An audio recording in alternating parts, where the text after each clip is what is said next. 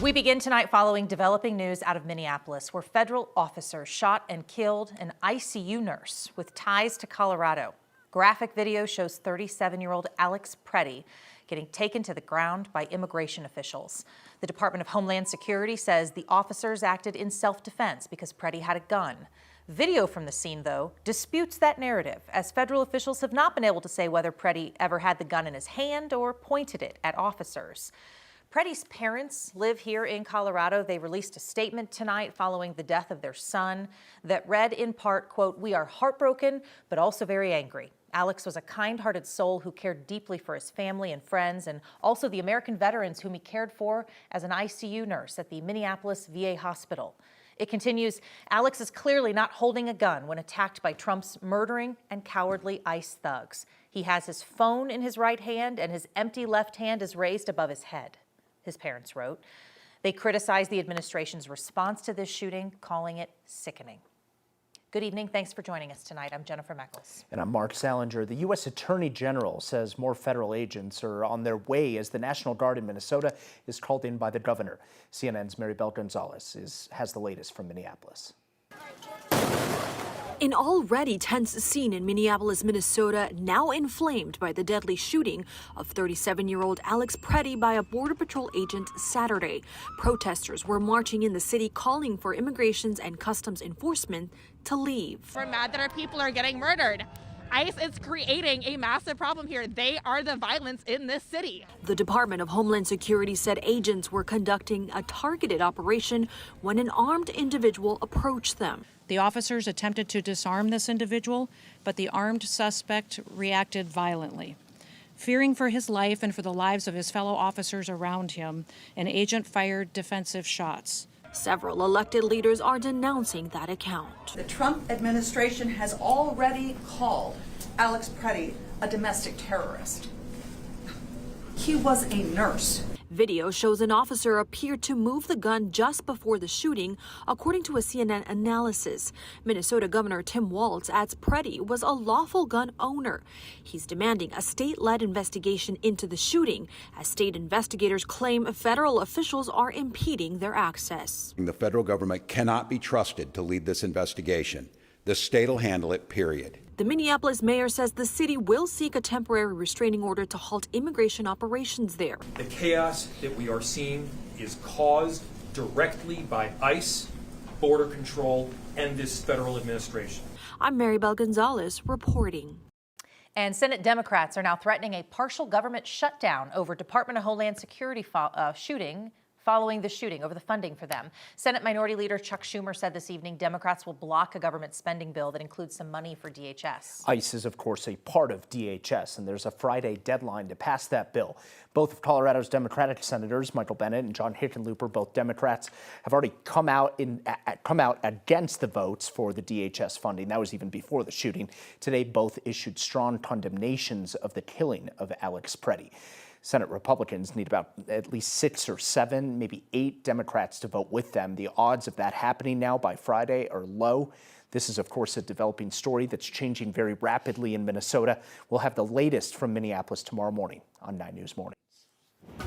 Back here in Colorado, let's take a live look tonight over Empower Field at Mile High. 14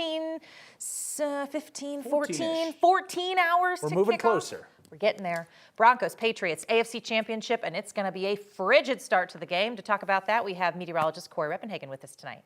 It's the type of weather that could enhance the playoff vibe and also maybe even impact the game. We could have a wave of snow showers coming through maybe about halftime, even maybe before. We could have an inch of snow on the ground here by 6 o'clock when that's done. So that could impact the game and the temperatures there in the teens, with the wind chills most likely into the single digits. So that'll be a rough ride, but a fun game. Here's the low temperatures across the state of Colorado for tomorrow. 0 degrees tomorrow morning in Denver. Lots of single digits and negatives on the board for across the state tomorrow. And the cold weather advisory still going all the way till Monday morning at about 9 a.m. That's when we'll finally be released from this Arctic weather.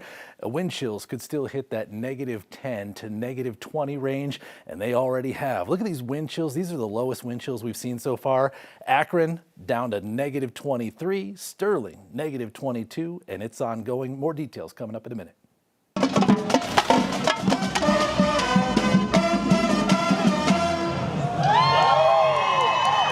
Yes, let's do it. Cold temps not going to stop Broncos country from starting the party early today. Fans brave the weather to pack Larimer Square downtown for a pep rally ahead of the championship game tomorrow against the Pats. You can still get tickets, by the way. They're running about $300 resale right now, which is kind of wild. It's actually bad. not terrible it's for not the AFC a little money, Championship but it's not game, a lot of money. People are just not wanting to be cold. I think so, right? One Broncos superfan, though, is rolling out the orange carpet, inviting, can you believe this? Patriots fans into her home. And they're total strangers. Now News reporter Colton Chavez has her story of mile-high hospitality from outside Empower Field tonight. Right here in Broncos country, they're used to sharing this stadium with other fans. But when it comes to the fan they call Bronco Babe, she's taking a house divided to a whole new level. Come on in. It's freezing out there. A good game day starts the night before. And this looks actually just fine. Looks really good, actually. For Catherine Highland, it starts in the kitchen. I am definitely a super fan for the Broncos, yes. Over the years, fans at Mile High have come to know her as Bronco Babe. Pre-gaming it is really a lot of fun. I do all of the food and cooking, and people love it because it's all from scratch. For the AFC Championship game, she brought in some extra help that most Broncos fans would consider a personal foul. Looking good there, Chris. You can't really hate the Broncos. Tomorrow we can. Rob Glue and Chris Barisi are also super fans, just not for Denver. I have two great New England Patriots super fans that flew in earlier today, and they're going to stay here a couple nights. She's been putting us to work, too. The trio met through the Pro Football Ultimate Fan Association. No questions asked. She heard we were coming out and she said, just staying with me. Come on, they're like family. Really, I call it family when you're dealing with fans. Creating a house divided by teams. Catherine, how does this cheese look? Oh, stop it! But not by heart. Football is football. We're all from the same cloth. We all love the game. And it would be so boring if we all rooted for the same one. Cooking up what should be a great game day, no matter which team wins. I promise not to hurt them, or vice versa. We'll be lucky if we get to come back after if the Pats win. We'll be lucky if we have a place to stay. No, Catherine's awesome, man. And the crazy part about all of this is Catherine tells me this isn't the first time that she's hosted a pair of superfans. She tells me every season she tries to get at least one or two superfans back into her home. And if you want to see her tomorrow for game day, she'll be right here in Lot C4. Outside Mile High, Colton Chavez, 9 News.